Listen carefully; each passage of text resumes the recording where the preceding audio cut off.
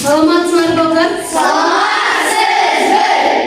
Азаматсыңар, анда биз сабагыбызды бул музыка менен баштап алалы. Азыр мен кыймылды көрсөтүп берип, андан ары улайсыңар.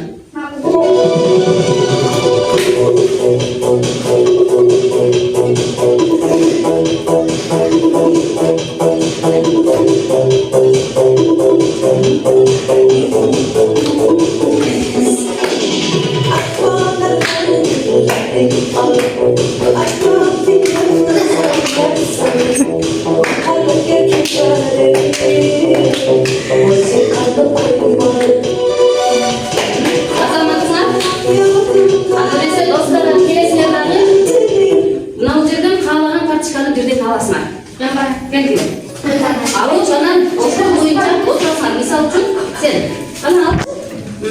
Сен параллелде сен коп калдырасың.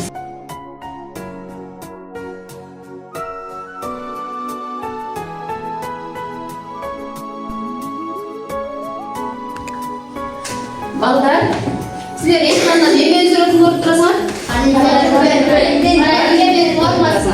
Демек, бүгүнкү темабыз тик бурчтуу параллелпеддин бетинин аянды. Силер биздин турмушта параллелпед формасындагы нерселерди билесиңерби? Ооба. Эмнелерди билесиңер? Айдана. Музаптыш параллелпед формасы. Азаматсың, Айдана.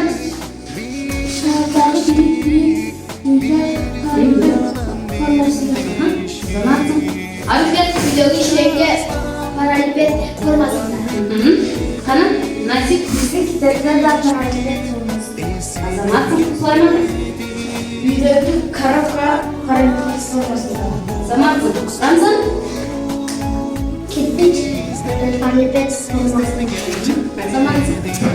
Ayzirek? Videogi kitap örtüşkaflar paralelped formasında. Azamatsınlar balдар.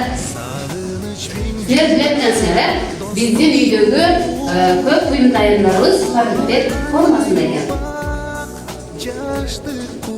Тик бурчтук параллелпед бул 6 тик бурчтуктардан тургандыктан, мунун аянтын табуу үчүн биз ошол 6 тик бурчтуктун аянттарын таап, суммалап койсок чыккан болот.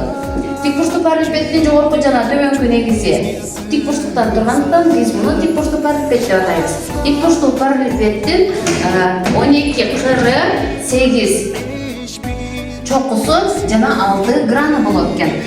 Тик бурчтук параллелпеддин аянтын эсептөө формуласы 2 көйтүрүлгөн АБ кошулган Б'сы кошулган A'сы. С аянтын табуу формуласы, В көлөмүн эсептөө формуласы.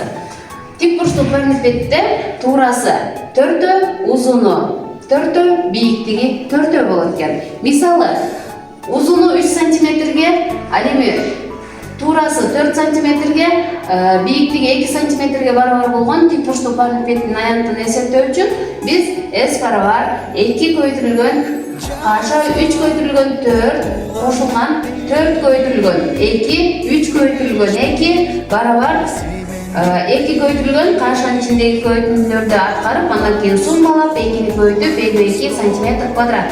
Жообу 52 см квадрат чыгат экен.